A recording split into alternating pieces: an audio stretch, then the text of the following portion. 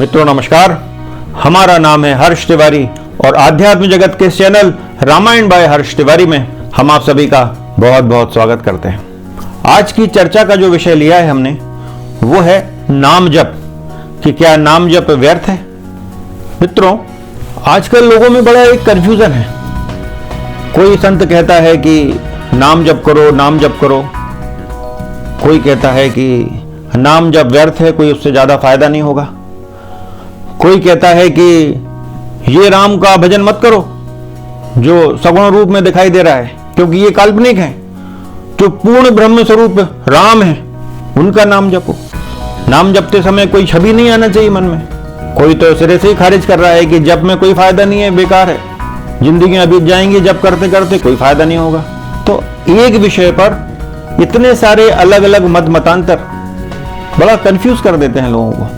अनेक भ्रांतियां उत्पन्न हो जाती हैं लोगों के मन में कि नाम जप करें नहीं करें, क्या करें।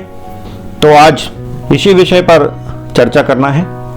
राम राम राम राम राम राम राम सीता राम सीता राम। भगवान श्री कृष्ण श्रीमद् भगवद गीता में कहते हैं कि मैं यज्ञों में जप यज्ञ हूं। जप यज्ञ मतलब नाम जाप जो है या अकेला कोई जाप जो है, भगवान ने उसे यज्ञ कहा है। हम अपनी तरफ से तो नहीं कह रहे, भगवान श्री कृष्ण ने कहा है गीता में कि यज्ञों में मैं जप यज्ञ हूं। तो इसका अर्थ है कि जाप में शक्ति तो है, तभी भगवान अपनी विभूतियों में जप का नाम भी ले रहे हैं। अब जप अनेक प्रकार का लोग बताते हैं कि इस प्रकार का जप होता है, अजपा जप होता है, ये वाला जप होता है, ऐसे अनेक प्रकार के जप हो सकते हैं। आज बात कर रहे हैं नाम जप की, कि नाम जप से कुछ होगा। तो नाम जप हो, जप हो, जप है क्या? जाप कोई ना कोई, या तो किसी का नाम होगा, कोई ध्वनि होगी, ध्वनि का ही जाप हो सकता है। अब यदि हम उसको मुंह से उच्चारित कर रहे हैं उस ध्वनि को, तो उसका साउंड सुनाई देगा, लेकिन यदि मन ही मन में उस ध्वनि को उच्चारित कर रहे हैं वो ध्वनि बाह्य रूप में सुनाई नहीं देगी। तो क्या मन में ध्वनि यदि चलाई जा रही है कोई ध्वनि, तो क्या उसका कोई रूप और आकार नहीं? यदि मन में कोई जाप चल रहा है तो क्या उसकी कोई ध्वनि नहीं है? ध्वनि तो है, भले ही सुनाई दे या ना दे, ध्वनि तो है। और ध्वनि क्या है? अनेक ऋषियों ने कहा है कि ये समस्त संसार जो है ओम ध्वनि का ही घनीभूत रूप है। अनेक वैज्ञानिक खोजों में ये सिद्ध करते हैं आजकल के वैज्ञानिक कि सारे जो ब्रह्मांड जो है, इस ब्रह्मांड में एक ध्वनि सुनाई देती है, वह ओम की ध्वनि होती है। अनेक बार बड़े बड़े वैज्ञानिक इस बात को सिद्ध कर चुके हैं। और ऋषियों ने कहा है कि ओम का घनीभूत रूप ही ये संसार है, ये जगत है। ओम क्या है? ओम एक ध्वनि है, साउंड है। तो कोई कह रहा है कि नाम जप मत करो, केवल जाप करो। तो ये सारी बातें लोगों को कंफ्यूज कर रही हैं। अब जैसे ओम है, ओम क्या है? निराकार ब्रह्म जो है उसको ओम से दिखाया जाता है। ओम एक ध्वनि है, तो एक प्रकार से परमात्मा का नाम ही है ओम, लेकिन चूंकि वो निराकार की बात हो रही है इसलिए कोई स्वरूप नहीं दिखाई दे रहा है। अब सामान्य मनुष्य जो है उसको स्वरूप चाहिए, बिना स्वरूप के वो कोई भक्ति नहीं कर सकता। ये प्रारंभिक अवस्था की बात हो सकती है कि उस व्यक्ति को कोई ना कोई रूप स्वरूप चाहिए। निर्गुण निराकार की भक्ति प्रारंभिक अवस्था में कोई नहीं कर सकता। तो इसलिए ऋषियों ने नाम जप का विधान किया कि भैया नाम जप करो। तो उन्होंने कहा कि राम नाम सर्वश्रेष्ठ है, राम नाम का जाप करो। तो अब ये नाम जप के अंतर्गत आ गया। राधे राधे जपना, ये भी नाम जप के अंतर्गत आता है, क्योंकि राधा जो देवी हैं, तो जैसे राधे का नाम लिया जाएगा तो उस देवी का रूप आ जाएगा सामने। राम राम जपा जाएगा तो राम भगवान का स्वरूप आ जाएगा कि ऐसे ऐसे राम भगवान। तो भक्ति में उतरने का एक सर्वश्रेष्ठ साधन नाम जप है। जहां तक राम जपने की बात है, तो राम शब्द भगवान श्री राम के प्राकट्य से पहले का है। जब भगवान श्री राम का दशरथ और माता कौशल्या के यहाँ जन्म हुआ, तो ये राम शब्द वहीं से नहीं आया है। राम शब्द जो है परमात्मा का नाम है। ये भगवान श्री राम से काफी पहले से ऋषियों ने खोज लिया था इस नाम को। इसका एक प्रसंग रामायण में ही आता है कि जब भगवान श्री राम धनुष तोड़ देते हैं, उनका सीता जी से विवाह हो जाता है, और जब उनकी बारात लौट कर आती है तो उनको जमदग्नि परशुराम रास्ते में मिलते हैं।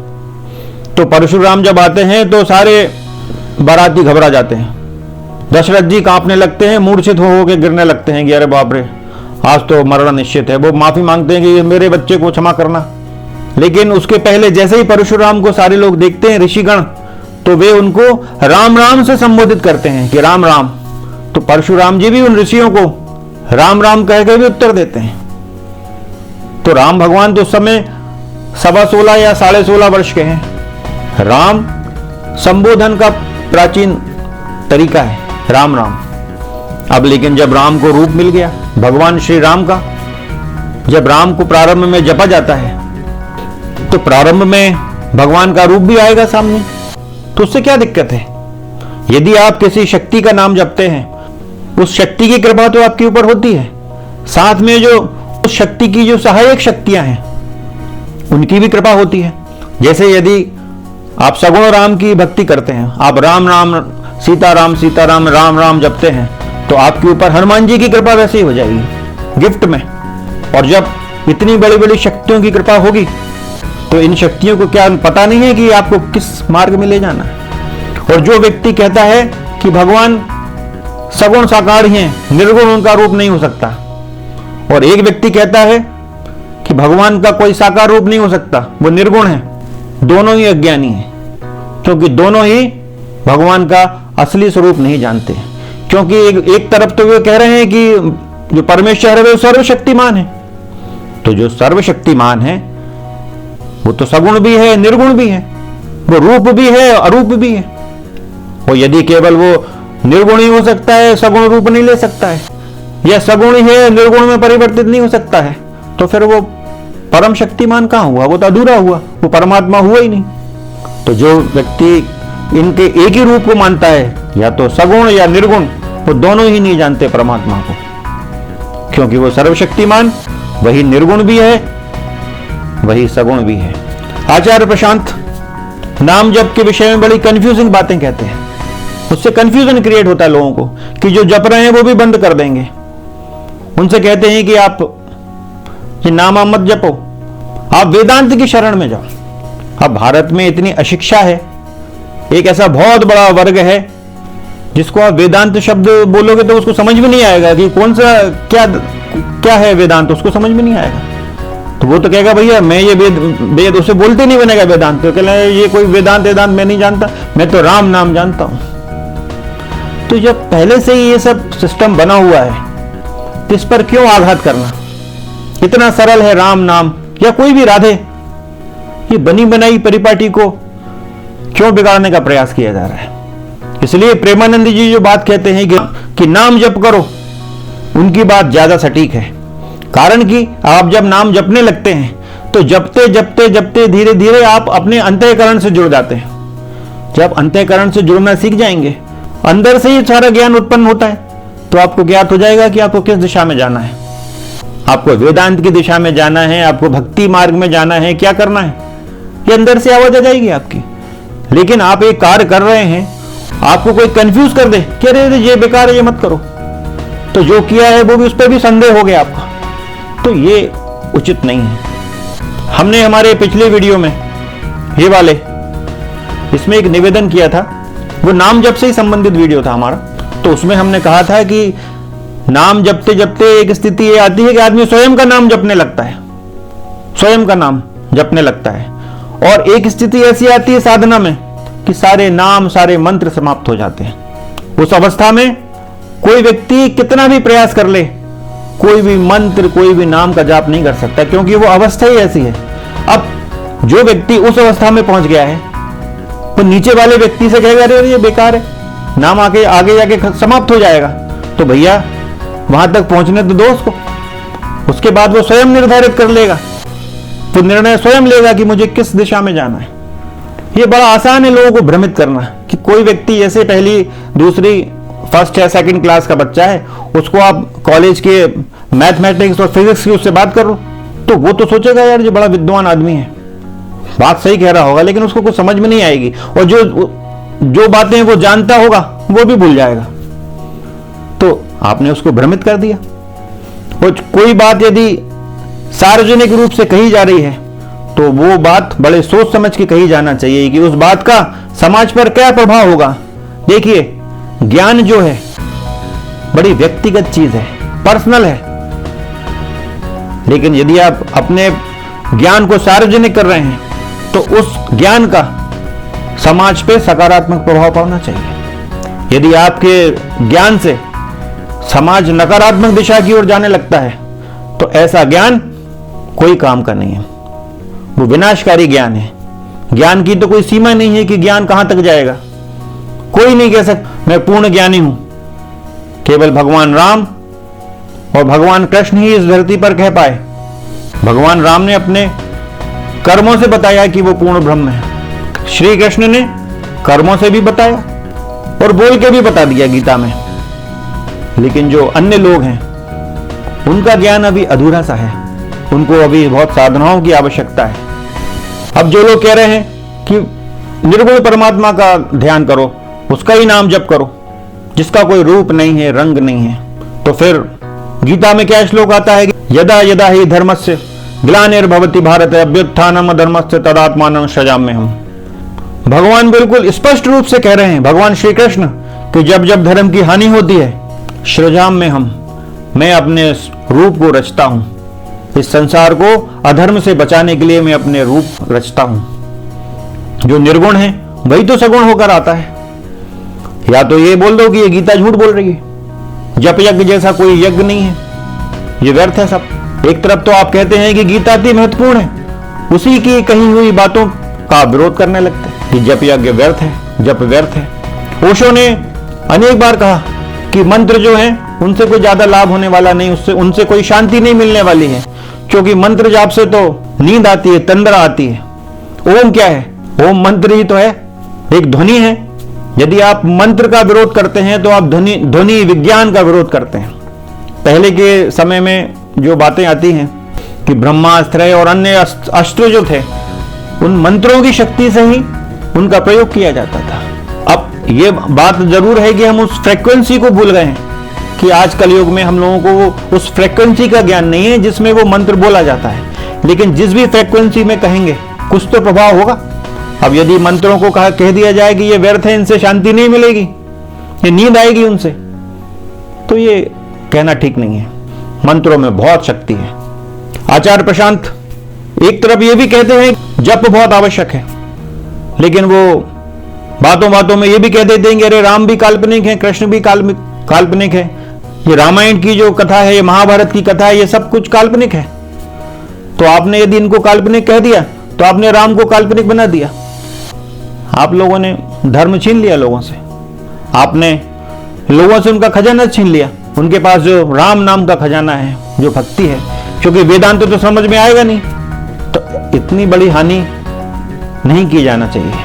लोगों को कंफ्यूजन की स्थिति में नहीं डालना चाहिए। नाम जप जो है एक ध्वनि का ही बार बार प्रयोग है ना, ऐसा साइंटिफिकली प्रूव्ड है कि ध्वनि कभी भी समाप्त नहीं होती है।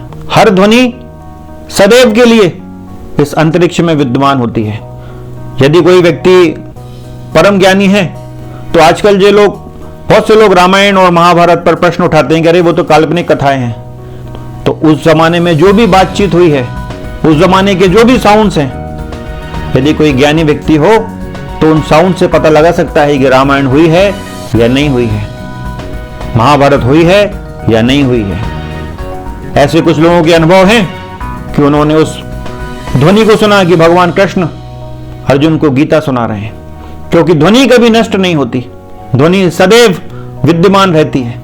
इसलिए व्यक्ति को बोलने में बड़ा सावधान रहना चाहिए, क्योंकि उसकी जो वाणी है वो अमर है, वो कभी नष्ट नहीं होगी, वो इस ब्रह्मांड के किसी न किसी कोने में उसका अस्तित्व होगा। तो फिर नाम जप जो भगवान का नाम है उसको कैसे क्रिटिसाइज किया जा सकता है? उसकी शक्ति को कैसे कम आंका जा सकता है। तो नाम जप एक बहुत बड़ी शक्ति है। आप कंफ्यूज ना होइए, नाम जप करते रहिए, क्योंकि नाम जप करते करते आप एक ऐसी स्थिति में पहुंचेंगे कि जो ध्यान की अवस्था होगी, और उस ध्यान की अवस्था में पहुंचने के बाद क्या होगा कि आप अपने अंदर गोते लगाने लगेंगे, और जब अंदर आप चले जाएंगे तो धीरे धीरे ध्यान भी घटने लगेगा, और ध्यान के माध्यम से आप आध्यात्म की अनेक सीढ़ियां चढ़ जाएंगे। लेकिन प्रारंभ तो किसी ना किसी छोटी विधि से ही होगा। तो नाम जप करते रहें। ओशो ने एक बात और कही है, उनके प्रवचन में ही हमने सुना था कि उनका कोई भक्त उनको ऐसी जगह ले गया जो राम नाम बैंक था। आप लोगों ने सुना होगा कि एक राम नाम बैंक होता है, एक राम नाम की पुस्तक मिलती है, उसमें राम राम लिखते हैं लोग लाल रंग के स्याही से, और फिर उस बैंक में जमा कर देते हैं। तो ओशो ने बड़ा क्रिटिसाइज किया, अरे क्या बकवास कर रहे हो। तो लोगों को कंफ्यूज नहीं करना चाहिए।